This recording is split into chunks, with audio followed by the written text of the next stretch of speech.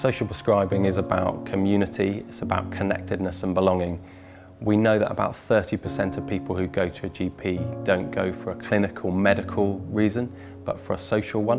What we're trying to do is we're trying to help people connect with each other, we're trying to help people connect with their community, and we're trying to rebuild that fabric that we know makes communities strong. We realise that in terms of social care and health, that those are struggling services, and actually in terms of good health, we believe that community is the best medicine. Churches are embedded in communities right across the city. They are places where thousands of hours of care, support and activities happen.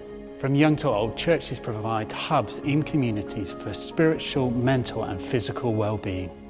They're providing things like parent and toddler groups, youth work, senior citizen groups and food banks right across the whole city.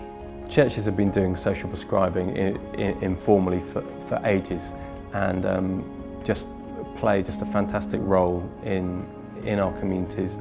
For a lot of our social prescribers, there's very little community activity going on in some of those areas, and so without churches to be able to connect people up to all the different activities they're involved with, we'd be really struggling.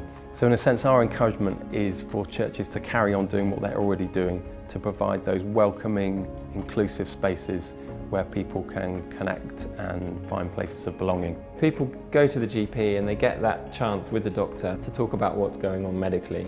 But quite often people have lots of other things going on in their life. It can be things like social isolation or mental health struggles. And then what we'll do with people is link them with resources outside of the four walls of the GP practice. Some people say that by coming to the walk they feel more motivated in the rest of the week to look after themselves and to do more exercise as well. It keeps them active outside of the house, helps them keep their confidence of being outside and about in society, and it brings them enjoyment. It's something that goes in the diary that I know that I'm going to do, and it gives me something to look forward to. I've made new friends. I found it's very social. My wife has just retired now as well, and we said that we needed to do something where we would turn around and we would meet other people. I find that if you're down and you go with the group, by the time you finish what with the exercise and talking to the people, you feel on a different level. You know, even if you're a quiet person and you don't do a lot else, you feel that you belong to something. It's about relationships, and the smallest things can make the biggest difference, and to turning someone's life around, to making the change that they need to make in their lives.